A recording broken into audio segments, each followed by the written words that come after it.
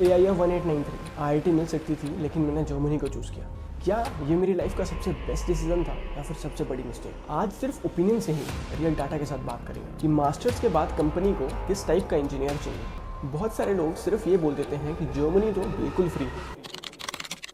Hello everyone, welcome back to the channel.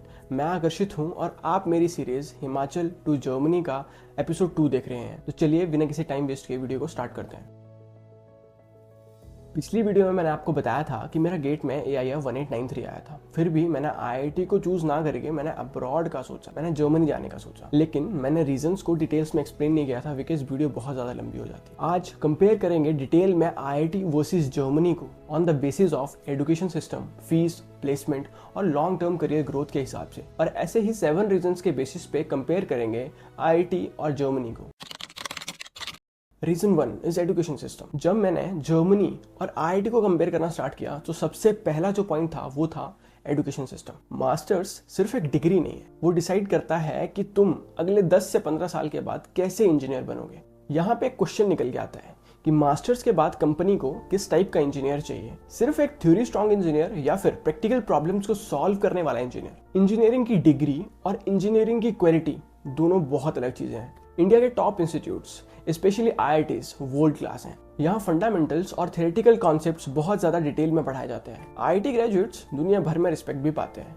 ये point मैं मानता हूँ। मेरा कंपैरिजन सिर्फ IIT और जर्मनी नहीं था, मेरा कंपैरिजन था कि मैं 2 साल बाद किस टाइप का इंजीनियर बनूंगा। जर्मनी के बहुत सारे मास्टर्स प्रोग्राम में industrial trainings, industry projects, research labs, practical assignments और कंपनीज के साथ कोलैबोरेशन लर्निंग का एक इंपॉर्टेंट पार्ट होता है। इसका मतलब बिल्कुल भी ये नहीं है कि IITs में ये सब नहीं होता है। यहाँ पे एक चीज सोचने वाली है कि IITs में तुम्हें उसी टाइप का प्रैक्टिकल नॉलेज मिलेगा जिस टाइप का अब्रॉड में मिल रहा है या फिर जिस टाइप का स्पेशली जर्मनी में मिल रहा है। मेरे बहुत से सीनियर्स IITs में हैं, IIT बॉम्बे, दिल्ली, रुड़की और कानपुर में। मैंने उनके साथ बात की और सबकी बातों में एक चीज कॉमन थी कि भाई यहाँ पर जो लैबोरेटरीज हैं वहाँ पे इंस्ट्रूमेंट्स जो हैं वो अभी भी ओल्ड है। जो मॉडर्न इंस्ट्रूमेंट्स हैं जो फ्यूचर में यूज होंगे उनको नहीं सिखाया जाता है या फिर वो इंस्ट्रूमेंट्स यहाँ पे अवेलेबल नहीं है। ये बहुत बड़ा डिसएडवांटेज है इंडिया के इंस्टीट्यूट्स का। एज ए इंडियन इस बात का बहुत बुरा लगता है कि इंडिया में रहकर टॉप इंस्टीट्यूट्स में भी उस टाइप का मॉडर्न कॉन्सेप्ट और उस टाइप के मॉडर्न स्किल्स पे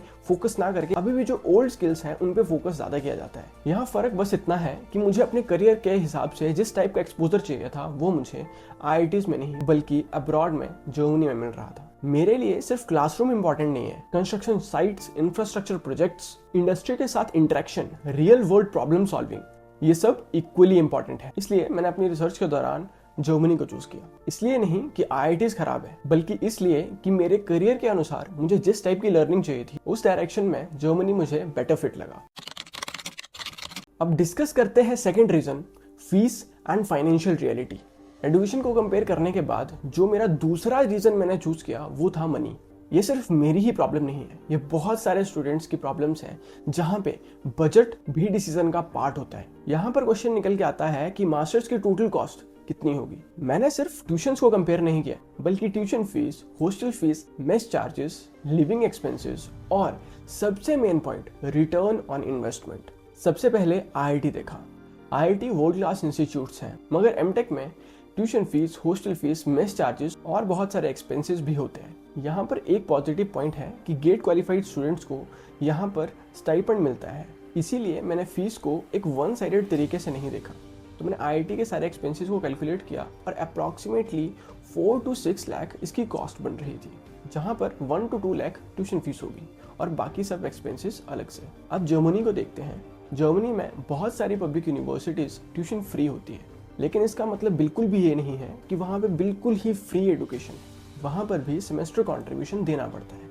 semester contribution approximately 250 to 350 Euros के बीच में होता है, अप्रॉक्सीमेटली 25 to 35,000 तक, जिसमें तुम्हें एडवांटेज मिलता है फ्री ट्रांसपोर्टेशन का पूरे सेमेस्टर। तुम बसेस में फ्री ट्रैवल कर सकते हो और उसमें और भी छोटे छोटे बेनिफिट्स मिलते हैं। जर्मनी में जो सबसे बड़ा एक्सपेंस दिखा वो था लिविंग कॉस्ट। बहुत सारे लोग सिर्फ ये बोल देते हैं कि जर्मनी तो बिल्कुल फ्री है। रियलिटी ये है कि ट्यूशन फी और टोटल एक्सपेंसेस दोनों अलग चीज़ें होती हैं। बट जर्मनी में एक पॉइंट ने मेरी पूरी अटेंशन सीख कर ली, वो थी पार्ट टाइम जॉब।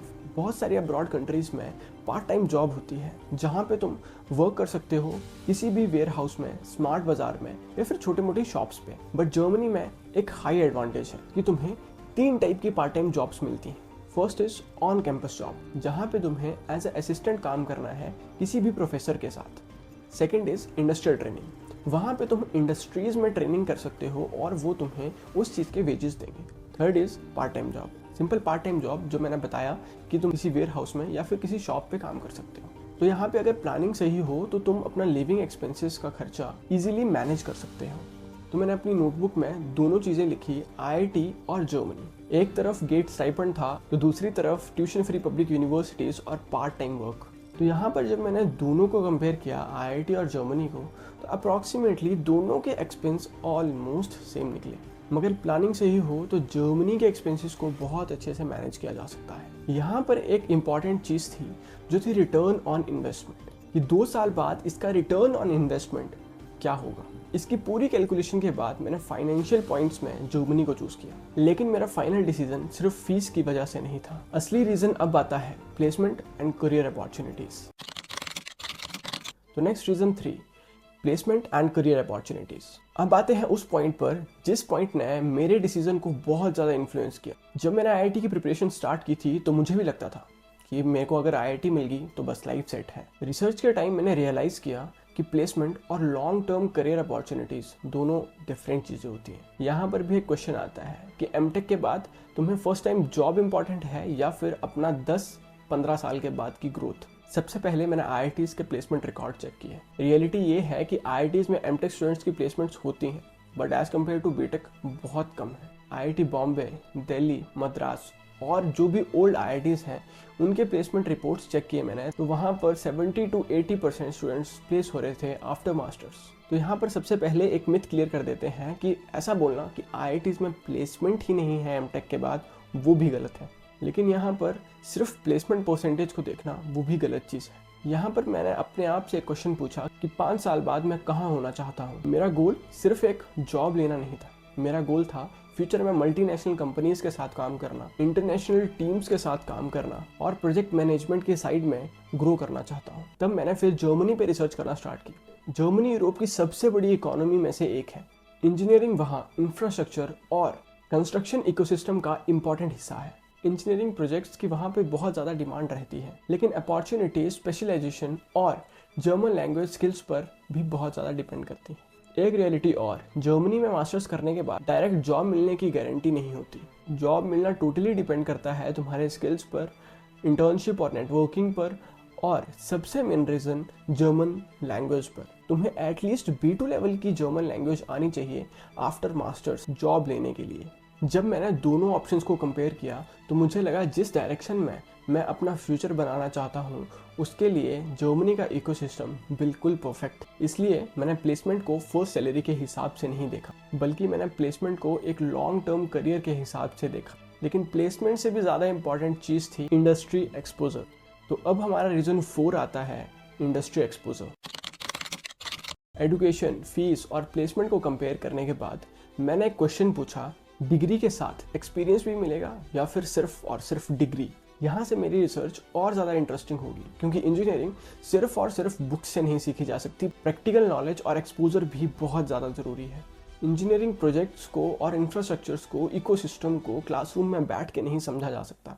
मैंने देखा कि जर्मनी में बहुत सारे masters programmes industry collaboration, research projects और प्रैक्टिकल वर्क पे काफ़ी फोकस करते हैं। बहुत सी पब्लिक यूनिवर्सिटीज़ स्टूडेंट्स को कंपनीज के साथ प्रोजेक्ट और थीसिस करने की अपॉर्चुनिटीज़ देती हैं। मुझे जिस इंटरनेशनल इंडस्ट्री इकोसिस्टम का एक्सपोजर चाहिए था वो जर्मनी में नेचुरली अवेलेबल था। मैंने अपने आप से एक और क्वेश्चन पूछा कि मास्टर्स खत्म होने के बाद मेरे CV में सिर्फ और सिर्फ एक डिग्री होगी या फिर प्रोजेक्ट एक्सपीरियंस भी। मेरे लिए ये बहुत ज़्यादा इंपॉर्टेंट था, क्योंकि फ्यूचर में मेरा एम प्रोजेक्ट मैनेजमेंट और लार्ज इंफ्रास्ट्रक्चर प्रोजेक्ट्स में काम करने का है। उस डायरेक्शन में प्रैक्टिकल एक्सपोजर मेरे लिए बहुत इंपॉर्टेंट था। इसलिए इंडस्ट्री एक्सपोजर के मामले में जर्मनी में बहुत सारी बेटर अपॉर्चुनिटीज़ मिल रही थी। जर्मनी इसलिए नहीं क्योंकि इंडिया ख़राब है, बल्कि जर्मनी इसलिए क्योंकि वो मेरे करियर गोल्स के हिसाब से ज़्यादा अलाइन कर रहा था। लेकिन इंडस्ट्री एक्सपोजर भी फाइनल रीज़न नहीं था। एक और रीज़न था जिसने मेरा डिसीजन को ऑलमोस्ट फाइनल कर दिया, वो था रिसर्च एंड इनोवेशन। अब तक हमने एजुकेशन, फीस, प्लेसमेंट और इंडस्ट्री एक्सपोजर को कंपेयर किया, लेकिन रिसर्च करते वक्त एक और चीज़ ने मेरा ध्यान सीख किया, वो था रिसर्च एंड इनोवेशन। यहाँ पे एक क्वेश्चन आता है कि मास्टर्स का एक्चुअल पर्पस है क्या। बैचलर्स और मास्टर्स में सबसे बड़ा डिफरेंस ही रिसर्च का होता है। बैचलर्स में हम एग्जिस्टिंग नॉलेज सीखते हैं, मास्टर्स में एक्सपेक्ट होता है कि हम प्रॉब्लम्स सॉल्व करें और कुछ नया क्रिएट करने की सोच को डेवलप करें। इसलिए मैंने IITs और जर्मनी को रिसर्च के बेसिस पर भी कंपेयर किया। High quality professors, research labs, publication और फंडेड प्रोजेक्ट्स IIT की बहुत बड़ी स्ट्रेंथ है। लेकिन जब मैंने जर्मनी की यूनिवर्सिटीज़ को देखा तो एक चीज़ मुझे बार बार देखने को मिली, यूनिवर्सिटी और इंडस्ट्रियल कोलैबोरेशन।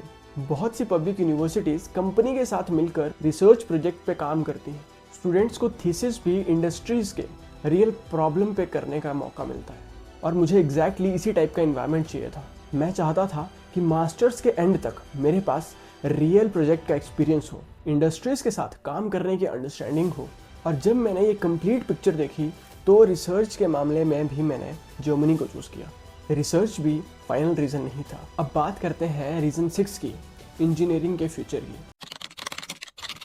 मैं एक सिविल इंजीनियर हूँ, इसलिए मैं सिविल इंजीनियरिंग के फ्यूचर को डिस्कस करूंगा। मेरे लिए एक सबसे इंपॉर्टेंट क्वेश्चन अभी भी बाकी था, सिविल इंजीनियरिंग का फ्यूचर सबसे ज़्यादा मुझे कहाँ दिखा, और इसी क्वेश्चन ने मेरा फाइनल डिसीजन ऑलमोस्ट क्लियर कर दिया।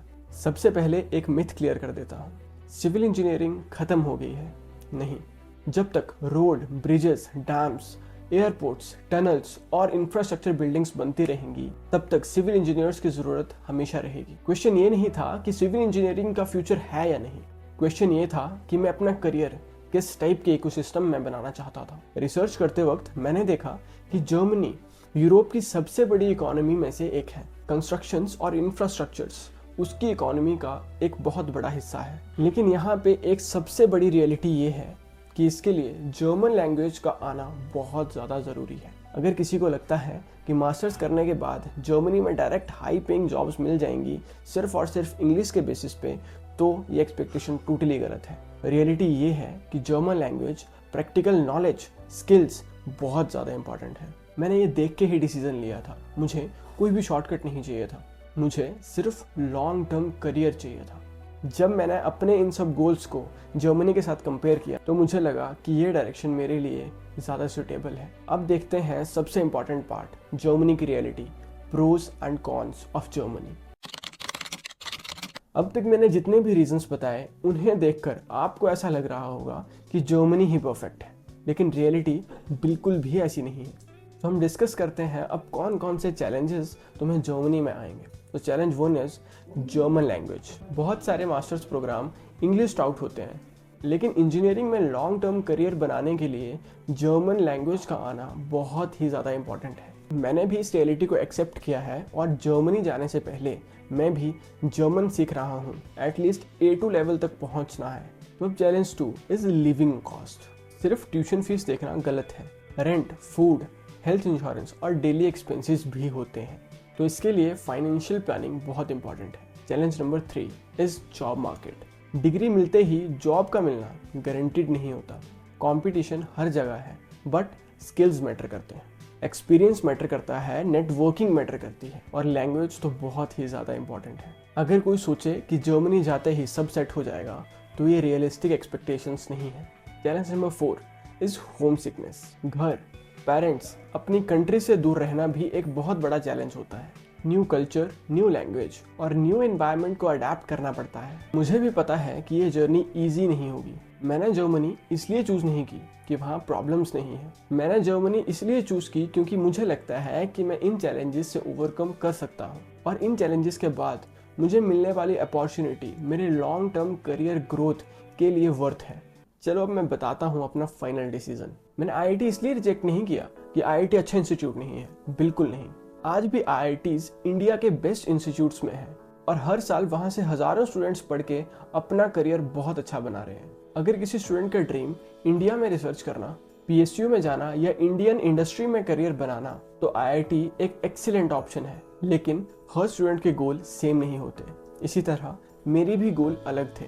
मल्टीनेशनल कंपनीज के साथ एक्सपीरियंस करना, यूरोप के इंजीनियरिंग इकोसिस्टम को एक्सपीरियंस करना। जब मैंने एजुकेशन को कंपेयर किया तो मेरी प्रेफरेंस जर्मनी। जब मैंने फीस को कंपेयर किया तब भी मेरी प्रेफरेंस जर्मनी। और इसी तरह जब मैंने industry exposures, long term career growth, research opportunities, सब रीजंस में मेरे लिए जर्मनी बेटर था। और हाँ, मैंने IITs को रिजेक्ट नहीं किया है, मैंने जर्मनी को चूज किया है। हो सकता है आप मेरी रिसर्च से एग्री करें, हो सकता है डिसएग्री करें, दोनों से ही है। मेरा पर्पस किसी को जर्मनी भेजना या किसी को IIT से रोकना नहीं है। मेरा पर्पस सिर्फ इतना है, रिसर्च फर्स्ट, डिसीजन लेटर। तो ये था आज का एपिसोड 2 मेरी सीरीज हिमाचल टू जर्मनी का। अगर मेरी जर्नी को फॉलो करना चाहते हो तो प्लीज़ चैनल को सब्सक्राइब करना। वीडियो पसंद आई हो तो प्लीज़ लाइक करना, और कोई भी डाउट हो तो प्लीज़ कमेंट करना, मैं आपके कमेंट का रिप्लाई ज़रूर करूँगा। तो चलिए मिलते हैं नेक्स्ट एपिसोड में, तब तक के लिए बाय बाय, टेक केयर।